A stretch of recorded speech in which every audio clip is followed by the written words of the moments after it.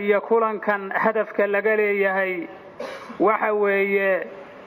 maadaama horay ay u fidisay maamulka Ahlus Sunnah wal Jamaaca uu fidiyay gogol loogu sameeyo maamul gobolada dhexe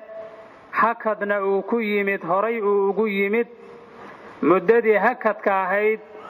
in dardar la geliyo ee miradhalkeedii loo gudbo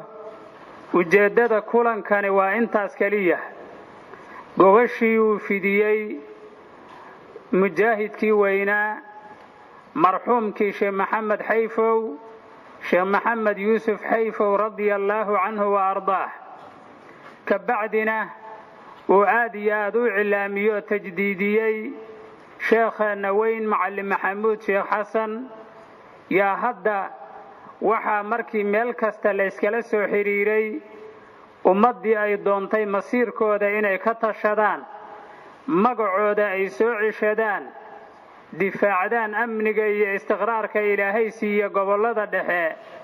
yaa meel kasta culimaa u diinkii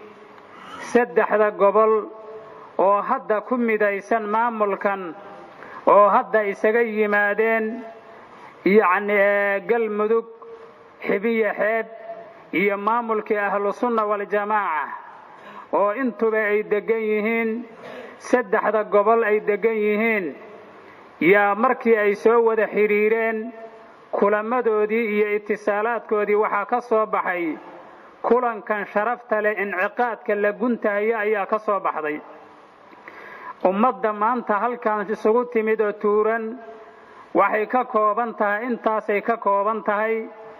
waa maalinkii hadda ugu horreeyay ee la nuurinahayay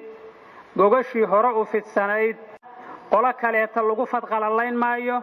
qola kale ulama qasdayno masiirkeena goboladan dhaxan uga tashanayna intaas way qasadka galguduud iyo mudug maamulka Ahlus Sunnah mar haddaan ku yiri bar hiiraan kamid aha maamulku ka taliya barka hiiraan kamidihi wuxuu ku jiraa saydarada Ahlus Sunnah wal Jamaaca ee maamulka loo sameeyay ayuu ku jiraa